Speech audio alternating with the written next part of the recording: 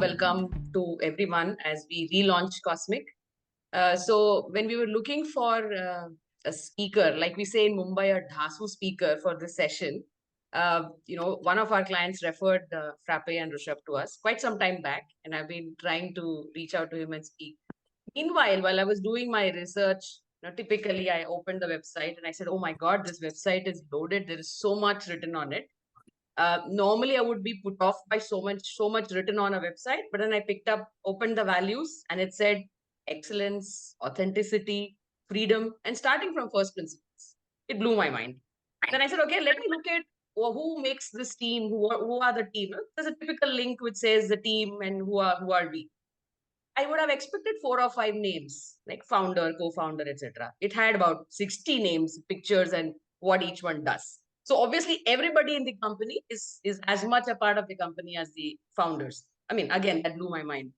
Then I saw something careers. It talks about principles, purpose, philosophy. I opened Yes. principles. It said self-driven work, high performance, communication, and it says people can decide what to do, how to do, when to do, all of that. And it just blew my mind. I said, this is exactly what we are trying to drive, and we are trying to say that this works. And here is a company where all of this is happening. I looked at purpose. It spoke about responsible capitalism. And then I decided I'm not going to read anything more. Let's invite Rishabh. So here we have Rishabh. Now I'm going to spotlight you, and then over to you. And like you said, keep this free flowing, and I'm going to listen to you very intently and keep asking questions wherever I feel like. Yeah. Over to you. Yeah, thanks, Hanini, for that Dasu intro. So though I hope that's not raised too many expectations. We are still in like a journey in cell direction. So it's good to have aspirations. So that's where we are. Um, so really happy to be a speaker. No, Ricardo Sembler has been one of the inspirations for me. Twice. Once I was very young, my dad was reading his book, and he said, and he said, I think your philosophy is very similar to what is written in this book. And then somehow he gave the book away to somebody else. So I never got a chance to read the book. And then recently I got one for the office like a few years ago, and then somebody picked it away again. So twice I had the book and I never got a chance, but I've seen the YouTube videos and I've seen parts of the philosophy. And so yeah, I'm very excited to be here and talk about my journey again. Like Harini said, this is going to be a free-flowing discussion, so please jump in. Don't want to just bore you with some long stories. And The Rishabh, before you yeah. proceed, I just noticed, just go back a little. I want people to see what's there on your t-shirt. T-shirt. It's Yeah, like it says TFTPA. that's our company's t-shirt. Don't Don't. forget to be awesome. And I Yeah, think yeah. that's one of the values that drives the company. Yes, yes, and this comes from this the Green brothers. I don't know if you've seen John and Hank Green. They run this Crash Course World History. And at the end of every video, they say, "Don't forget to be awesome," right? And and then we used to see those videos in our office during lunch, and somehow that "Don't forget to be awesome" kind of stuck with us. So it's a borrowed phrase, but so yeah. So I'll basically I'll start with an introduction, and then I'll go into my journey and then share some anecdotes of how things are. And then, yeah, I mean, we'll just keep it going from there, and just feel free to stop and share, ask any questions. So I'll quickly introduce. I started Frappe in 2008, so it's a 16 years old company. I'm a hobbyist programmer myself, so I started writing code when I was a school kid in 1990. In in class five, some enlightened person had got computers to our school, and we had a summer course on programming, and programming came very naturally to me on day one, right? It's like, sometimes you start reading and you immediately the letters make sense to you, right? It that was that moment that, once I started programming, it made very clear sense to me from day one, how programming works. So started being a hobbyist, started doing hobby programming. And in the old times, there was obviously no internet, and I used to buy books from based in Mumbai. So the Union Bookstore in Dadar used to have old computer books that I learned programming from books. And we had the British Council Library, no longer there sadly, and they had good computer books as well. So I had an old computer at home, and all it could do is I could code because there weren't any games to play. So that's how I learned coding. And later, my family has ran this manufacturing business. And when I graduated, uh, I did production engineering here because I couldn't get good enough marks to get into computers. And then later, I did industrial engineering in the US, which basically herd mentality. All my friends were giving GRE, and I said, okay, why not? And somehow I landed there for a couple of years. And then I came back because 2003 was a really bad time to graduate, and post the Y2K crisis and 9/11 and all of that. So uh, journey took me back to India, and I joined my just one. Yeah, came back to India 2004 and joined my family business. They were struggling from this ERP implementation, so local vendor not able to do it. And me being a programmer, I said, why not? Let's try this. And and when and then so when I was building this, I decided to open source the software itself. So if you're not familiar, open source is essentially where you give away the source code for free, and Linux and a lot of other platforms use that kind of a model. And my thinking at that point was, I got introduced to some of the open source tools like Python. It's a programming language, which is open source. And when I saw it first time, I said, wow, this is so awesome and this is free, right? And then it really was very clear to me that if you want to build something that is long term, it has to be free and open source, because the moment you have something free, why would you pay for something, right? I mean, it was a very pragmatic thing when I started in 2008. But then little did I know that that kind of would take me into this kind of alternate lifestyles and all alternate theories. So that was the journey. Started small, struggled for several years in running a business. As most people, you don't realize the hardest thing about business is to get a reputation, and it takes 10 years to get a reputation, right? So first 10 years you just have to show people that you're not going to run away, so that they can give you business. So that was the first 10 years were pretty hard, like any startup business, and not externally funded, so bootstrapped along. So even though I used to see so many companies getting funds, and it was really exciting, and but somehow nobody wanted to fund us, so it was great in the hindsight. But so yeah, that's the journey. 2010, we had our first kid, so she's 13 now. And obviously start reading parenting books, and a friend of mine recommended this How Children Fail by John Holt. And that book really blew my mind, right? I mean, it basically says that, I mean, till then, I was never really questioning society as much. I just accepted, like most of us, right? Go to school, go to college, get a job, whatever, right? Blah, blah, blah. The pipeline, just keep, from one thing to the other. And that book talked about what really happens in a classroom. So what happens in a classroom is, uh, you know, so John Holt himself is a teacher, and he's just sitting and taking notes of what really happens in a classroom. So some observations, like when teacher asks a question, like the child will put their hand up, not basis of whether they know the answer or not, but the thinking is, if I put my hand up, will I be asked to answer? Right? So it's actually, people are, and then this whole idea that even children don't really understand anything, right? If a teacher has given two options, on the board, and the teacher will somehow with subtly nudge, that this might be the right answer, no? And then everybody says, oh, this is the right answer. So he observed so many small things where children are not really learning. They are trying to understand what the teacher is trying to do, and try to kind of use game theory to know the right answer instead of understanding the concepts. And once you are into this uh, stream of thought, you will learn so many things, like I mean, I'm sure none of us will pass a 10th standard exam if we have to give it today, right?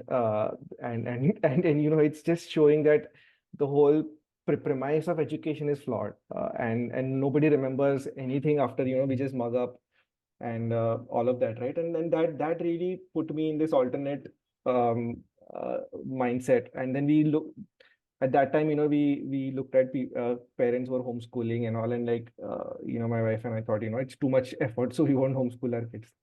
And but we put our kids in this alternate school in where I stay.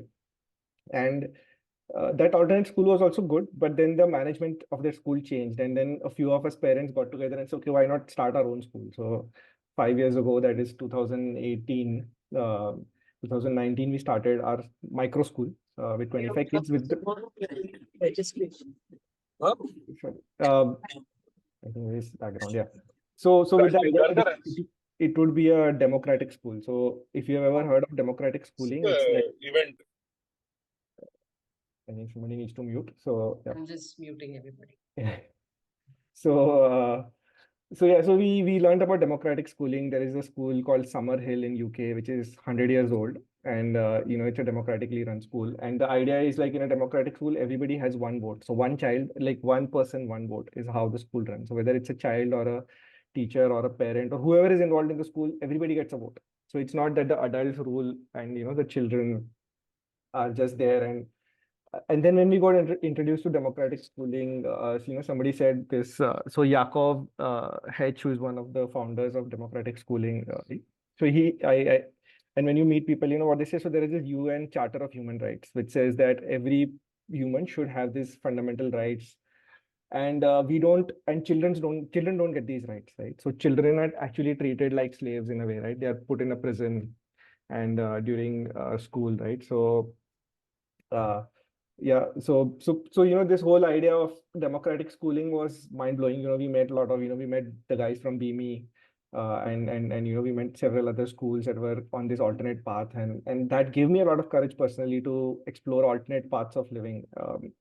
And then when you are part of alternate communities, meet even more people who have kind of exited the mainstream and said, I mean, come on, society wants us to just make money, and society has just one hierarchy. I mean, like the hierarchy is money and wealth. Like your prestige, your respect, your status in society is very much tied to link. It's very much linked to your net worth. And subtly in all relationships, we put people in this hierarchy of how much money they have. This is And then interesting, Rushabh. Sorry yeah, to butt in here, but please, then, please, go ahead. yeah. So while when we think of a school education curriculum, those we are talking of children who are the participants in that ecosystem. But it's very interesting. I mean, while in the corporate world, in organizations, we have adults, official adults who are working. But it's very interesting that the trigger for democratization and self-management, it actually came from observing a school, whereas it Correct. would have been vice versa. So yeah, so how does that trigger translate into what you're doing at? Yeah, so I mean, so once your brain gets rewired, right, into this whole idea that like not everything that is told is true. Not everything society tells you is the truth, right? I mean, society has a purpose for you, like which is to do a particular job, and it doesn't want you to think outside, right? I mean, there is a lot of dogma in the way we think, in the values, in the systems. So without making that jump, I wouldn't have made this jump, right? So that jump was really inspiring, meeting so many people who have exited the mainstream, right, in some ways, and said like, screw the world. No, I mean, we are going to live the life the way we think is right, not what society thinks is right for us.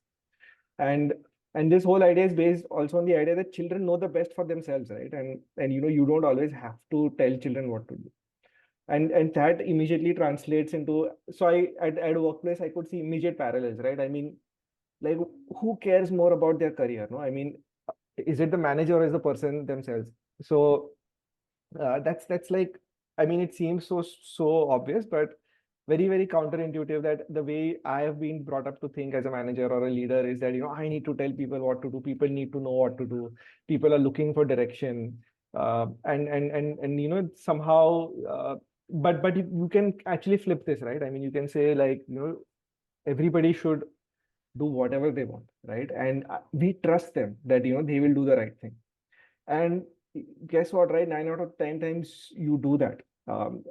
I mean, the one other way to flip it is like, if you are like, are you stupid? No, you can ask yourself, if I'm not stupid, why should I assume somebody else is stupid, right? So So that is a very common term we use in Frappe, right? Whenever we say, oh yeah, but people won't do that, people won't do this, right? And say like, are people stupid? I mean, people are not stupid. They understand, right? Everybody understand exactly what needs to be done. You don't really need to tell them.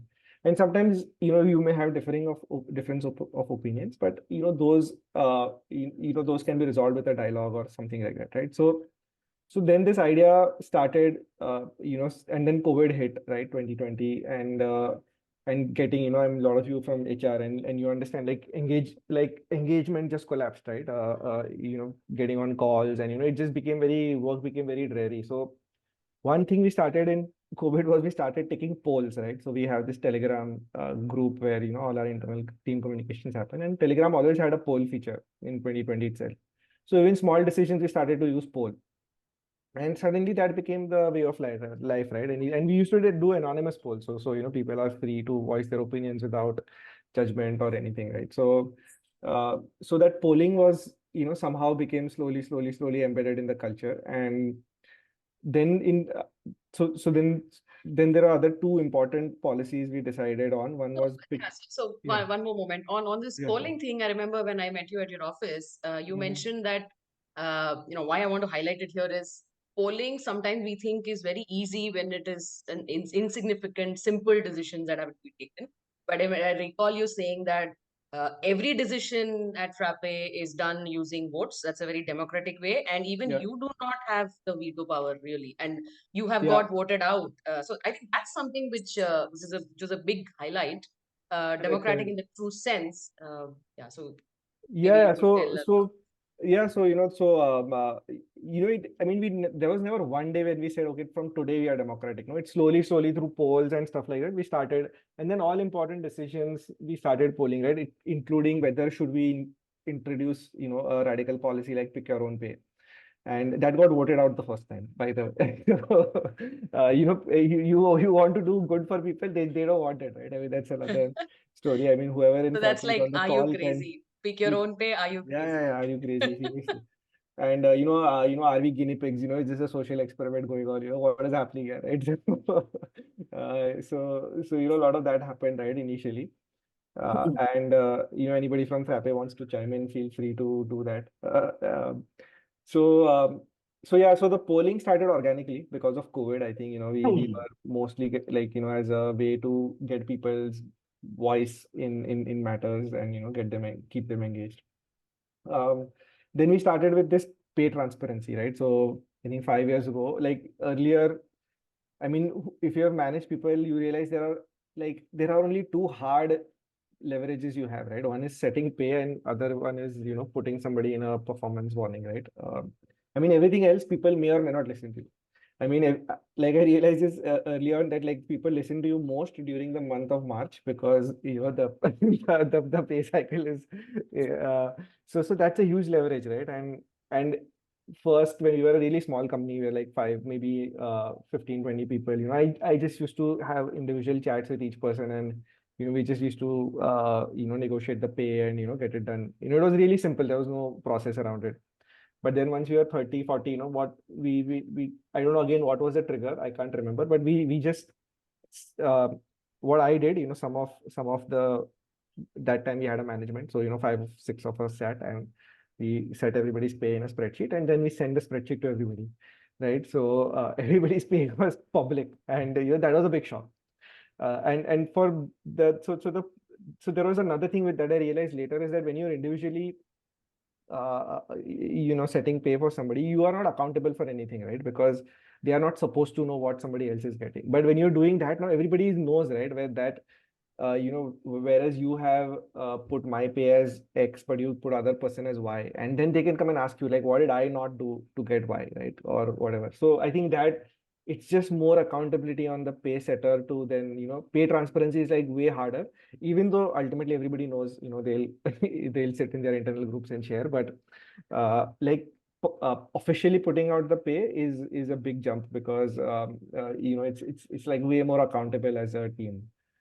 Another thing is, I went to another customer of ours called Siebert Media in Germany. But they are also very radical company, and what they said, the way they set pay, and they were just discussing about again democratic workplace and self-directed work and all. is that they all sit in a room and they discuss each person's pay, and it's a group decision on how to set pay.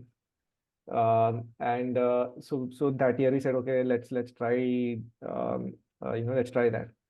uh, I think there is a question. Is this Yeah, it's a question from Arfa.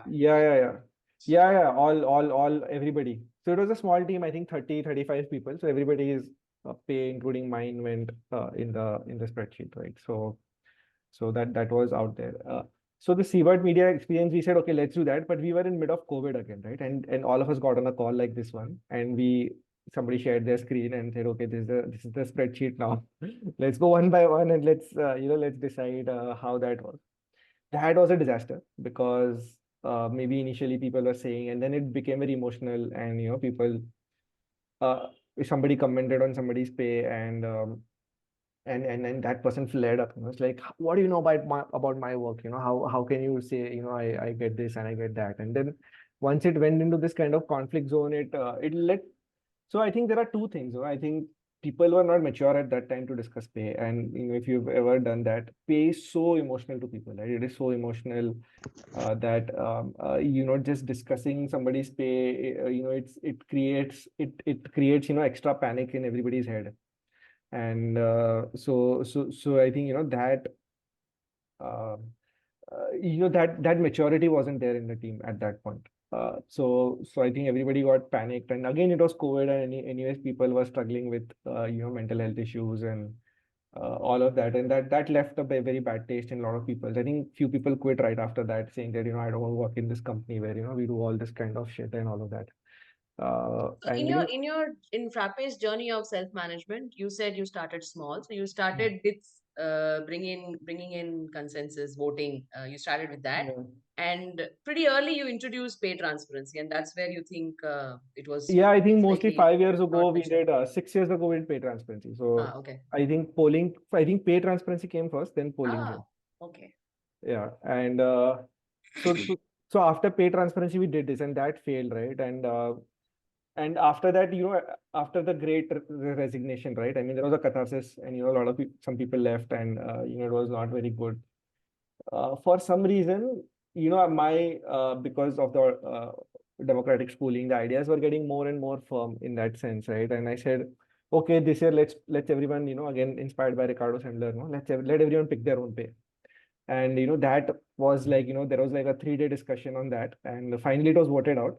No, it was voted in with a rider that there will be a moderation committee, because people didn't trust. I mean, how can you let anybody pick their own pay? So there was a moderation committee, and that year was much better because everybody set their pay, and the moderation was actually minimal. In fact, the net effect was that the gross pay went 1% higher, and so uh, but then like, when you're sitting in a committee and just somebody says, I want 12.6 and I want 12.7, how there is no.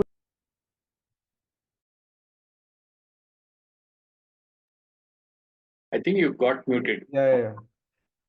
So that moderation all went okay. Nobody really did anything radical because maybe they thought, they're just going to get moderated anyway. So let's not try. But one thing happened was that I think it gave people the anchor for pay.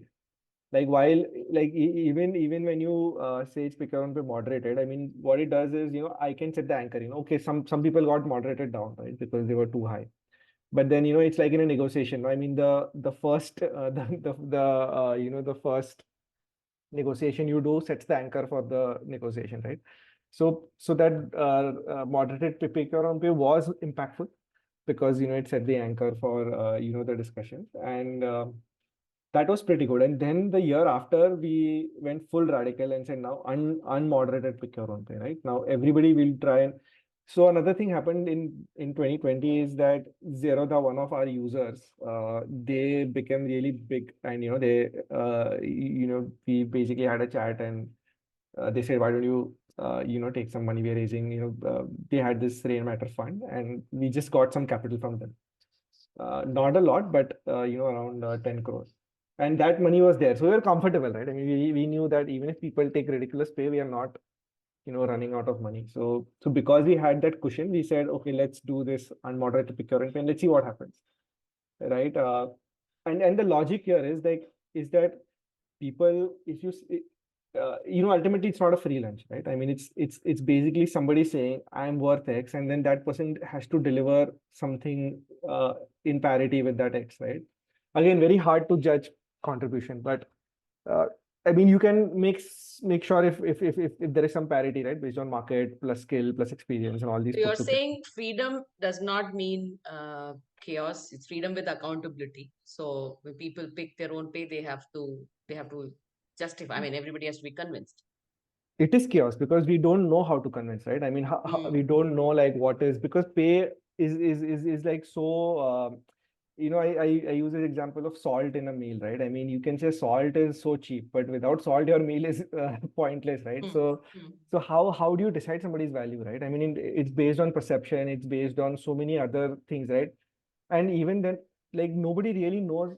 Like I know my work the best, how much ever I know somebody, I really don't know what they do, right? The amount of work they do, I have some semblance of what work they do, like, but because I live inside myself, so I know exactly how much work I do. And like the only person who knows exactly how much work you do is yourself, right? Nobody else really knows that. Like everybody else can make some value judgment from outside. So Rishabh, Subbu here. Can I ask you a question?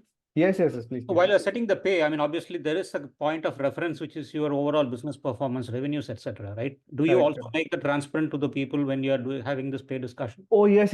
So our PNL was always open to everybody. So that was even before pay transparency. We were very open sharing our PNL to the organization.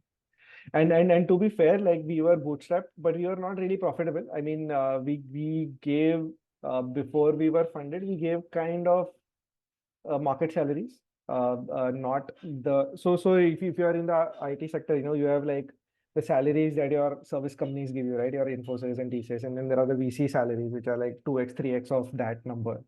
So we were higher than the service companies, but we were not as high as the VC salaries out there.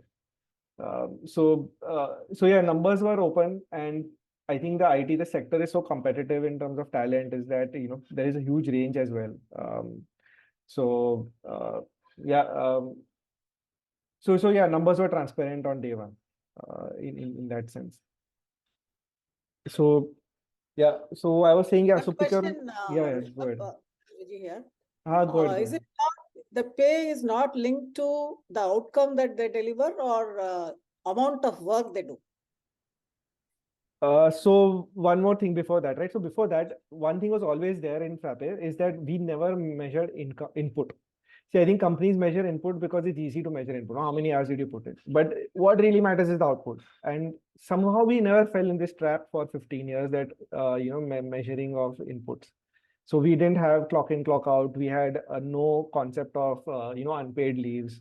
So all our leaves were paid leaves, and you don't need to sometimes even let people know if you are just taking a break, or as long as you have commitments you're keeping.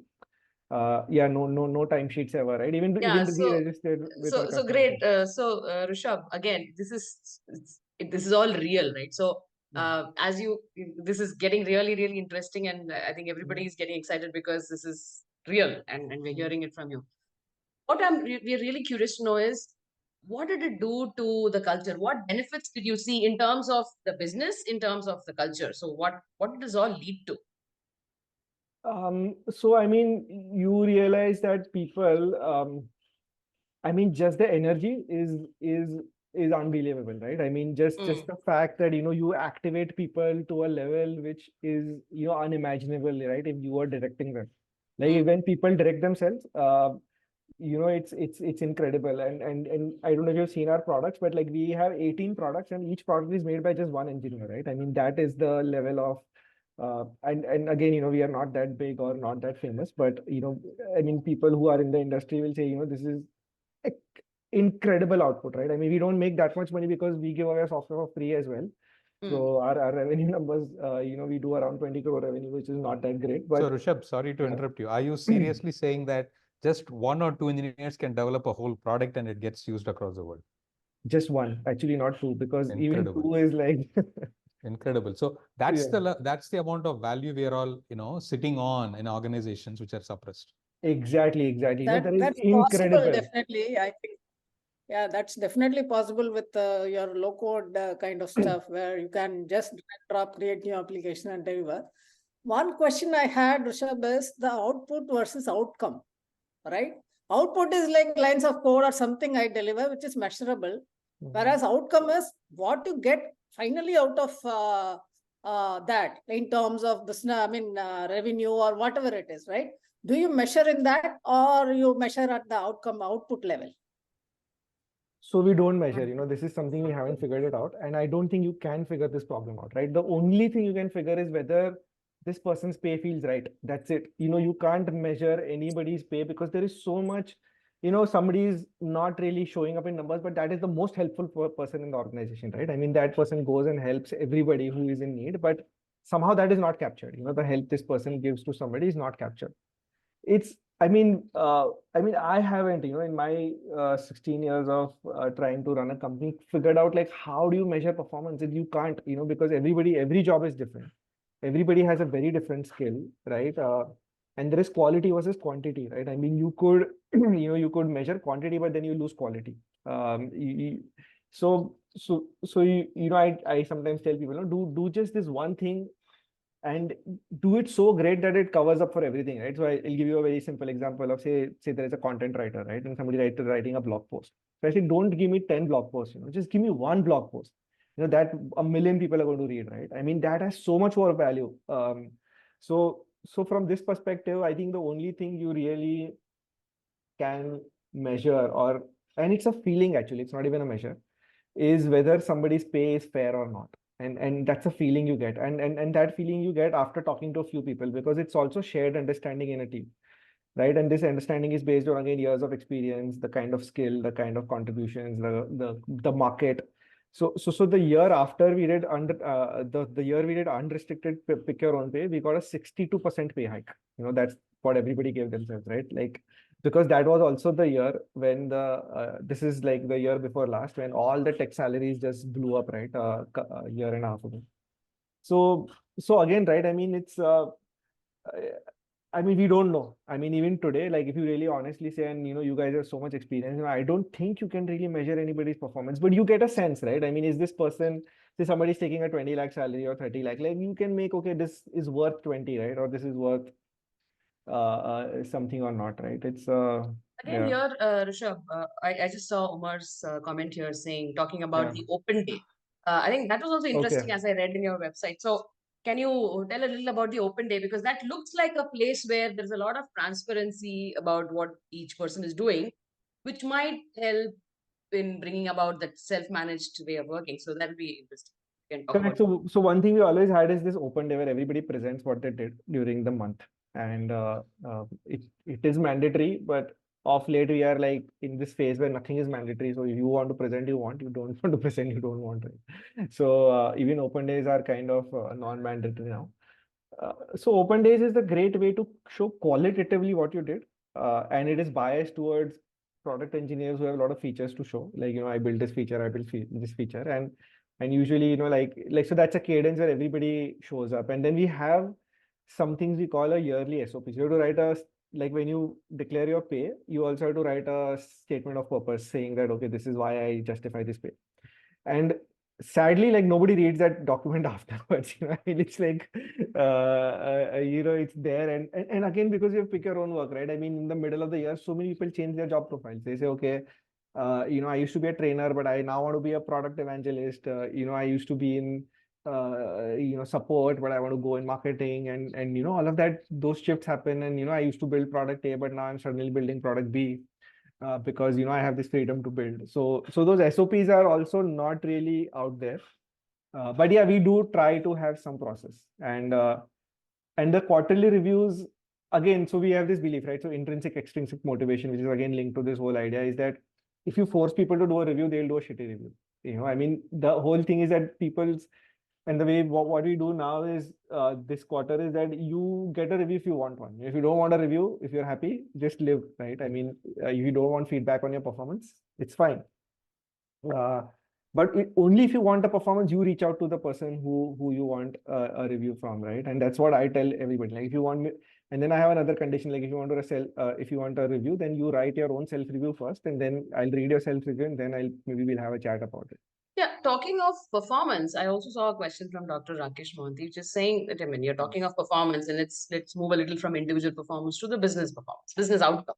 Yeah. So yeah, you spoke about a great culture of being transparent. You spoke about people managing their own work and all of that. So how did that, I mean, what is the correlation with performance, business outcome, if you can talk about, because if performance can be measured through business outcome, how did this whole thing, what So kind of business outcome is so many things, right? It is the products we create, the quality of the products, right? The customer support. Customer support gets tracked very closely because, we track SLAs, we track. So like Uber, every time somebody closes a ticket, they have to give a rating, out of 5, how good was the support. So we are getting good at measuring quality very well as a business outcome that, the number of bugs reported by customers, these are all parameters that are measurable outcomes. Revenue again, right? I mean, revenue is something, because we are in this space of open source software, where a lot of, like, we have a huge amount of traction, but our revenue tends to lag because it's open source, right? People use it. And we are also in this ERP business. It's extremely hard to start an ERP software. And for some reason, we haven't been able to get a full grip on the revenue side of outcomes. We don't do annual, we don't do targets. So pick your own pay. So commission is out of the window, right? So salespeople don't have commissions. Everything is. But we over the 15 years we've grown 40% year on year. As an average, and which is quite good actually. I mean, just being bootstrapped and also doing free software, 40% year on year is decent. Small numbers, but I mean, for us, the challenge is to keep doing it for another 10 years, and then we'll be a significant organization. So the Semco group of companies in Maverick talks about a 47% CAGR, and you're talking of 40. So yeah, it is true, it is real. Yes. Yeah, it is very real. I mean, this pick your own pay really works. I mean, but then a lot of things also are market dependent, product dependent, so many other factors that kind of come in the way. But yeah. So Rushabh, a lot of questions are coming, and also I see Sure. Janaki has raised her hand. So let's go to Sure. Janaki. Janaki, do you want to unmute and ask?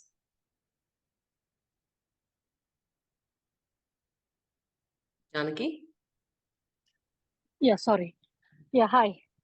Quick question on, again, this pick your pay. So when you hire somebody, on what basis do you hire? He's a new entrant to your company. He's not in the system of your pay, pick your pay. So do you apply any parameters there? And yeah, we do. Yeah, sorry, I'll just finish. And the other side of the question, do you ever sack anybody? If yes, Yeah. So when we hire, like for freshers, till this year we used to start at 10. This year we'll start at 12. So that's our entry level for freshers, and everybody gets to participate in their first pick your own pay. So even if they join in Jan, in March, in April, we do it just once a year. So end of March they get to participate in. So this year we'll do that. I don't know last year if we allowed everybody who joined before Jan, but again, usually everybody gets to participate in pick your own pay during joining. So at this point we are not hiring a lot. So we we are a team of 60 people. Maybe we hire on an average 1% a month, kind of a thing. So it's a mutual thing. I mean, again, usually we don't negotiate pay. So whatever that person says, I expect this. We generally, because we know that, right? I mean, it's going to be pick your own pay anyway. So when we tell that person, that it's pick your own pay. So pick something, which you make sense to you.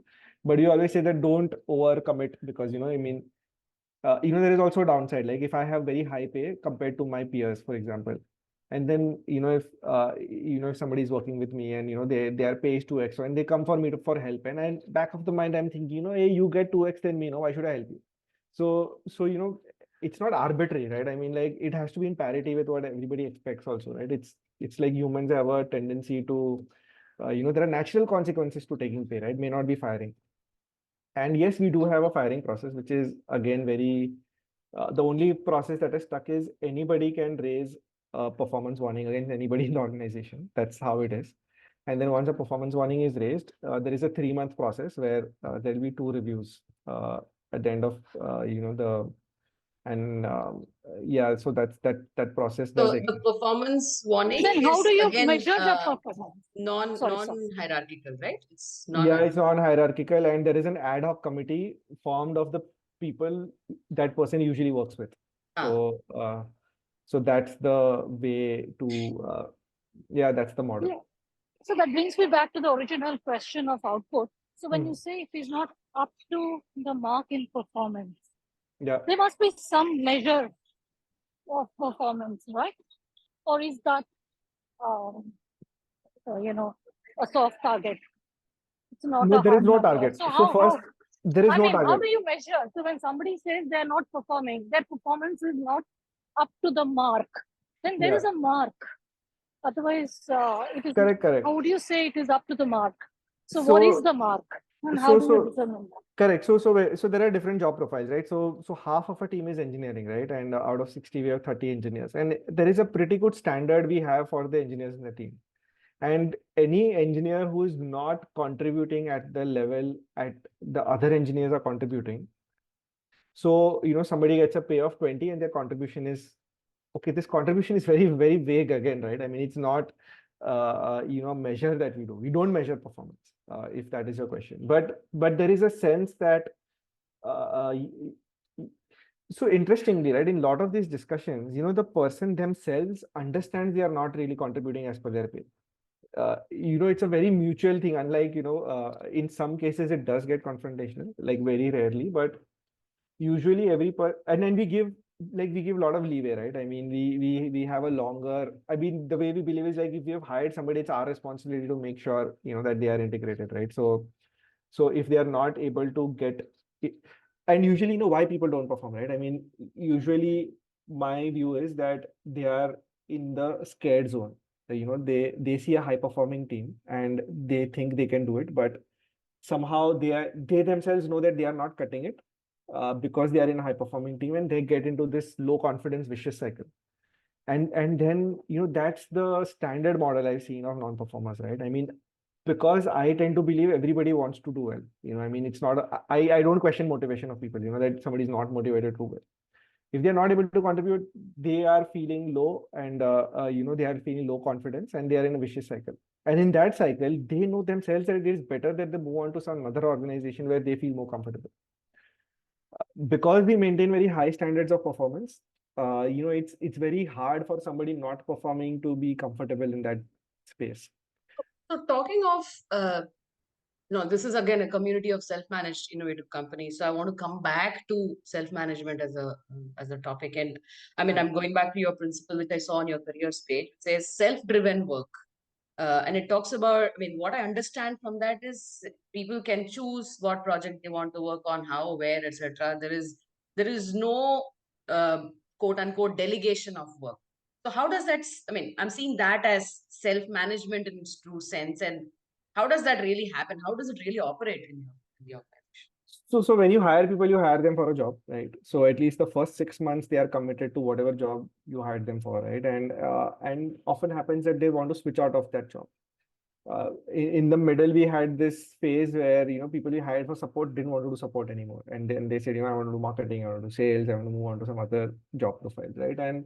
But then we kept hiring. I mean, that's the only option, right? I mean, if you have a job that's not done, mostly it's stable. Like again, 80%, 90% are very stable in what they want to do. They have a lot of clarity. And then we have this idea of code ownership, right? So in software, we say like, if you're a code owner, you have to, we don't have product managers, right? So you have to build the software features, you have to support it, you have to debug it. Everything is yours. Like this is your code, you fix it. So we don't have alienated jobs. Like, my job is just to support, that's a very alienated job because I don't get any satisfaction. I just get, bugs. I'm solving bugs day in and day out. So even the job design is much more holistic, right? Even in revenue, we say that, we don't have, for example, we don't do things like cold calling, right? Any job that requires high routine, our sales doesn't require, like, we don't have those jobs that require other than customer support. Like we don't have regularly those jobs. And even in customer support, the idea is to have a redundancy, right? So when you want a self-directed company, you should be open to some amount of redundancy, because again, people may take people usually take more holidays than than you would expect, and so which is fair, we allow. So the only way we make sure is that there is always some redundancy and somebody covers up for somebody else. So Yeah, So, that is somebody Rishabh, covering up for someone else is true self-management. I mean, because they know what is the outcome. I'm sure that's what is giving them direction. The outcome has to be yeah, achieved. it miraculously works, right? It miraculously works. I mean, it's surprising, but somebody jumps in. I mean, you don't know who's going to jump in for whom, right? And then they'll jump in. And yes, there will be jobs where we will identify, maybe we need more redundancy in these jobs. So Rishabh Subbu again here. I mean, this is related to the concept of one person for one product, right? So where does this democracy where do you draw the line? For example, when it comes to product features, I mean, is this some guy decides I want to build this cool feature and then he goes ahead and builds it, or there is another team that kind of drives that the product? So we don't have product managers, but we have a design system that people have to follow. That's the non-democratic part. And it's been out there. Nobody has challenged it so far. That's the way it has been. That like all the products have to follow particular design system. Right? That's one thing that people don't have a choice. And if you look at, there is so much feedback that goes, right? I mean, and a lot of the feedback, again, if you think about uh, those things are very obvious, right? If there is a bug, it's very obvious it's a bug, somebody that needs to be fixed. And then we also talk during our company, events, is that we talk about, say, quality, right? Like last year, we have been talking a lot about quality. So, I mean, the whole organization knows that at this point, it's more important for us to fix bugs than to add new features, because, that's the phase where we are in. No, I mean, we want to raise the bar for quality as a team. So, we have been slow in shipping features in the last year. I mean, we haven't been slow, and like, it appears we are slow, but, so there is this, also people learn from each other, right? So everybody's more focused on quality. So those things people learn from their peers as well on what is good, what is not good. But we don't have a process to, like, everybody pushes their own code.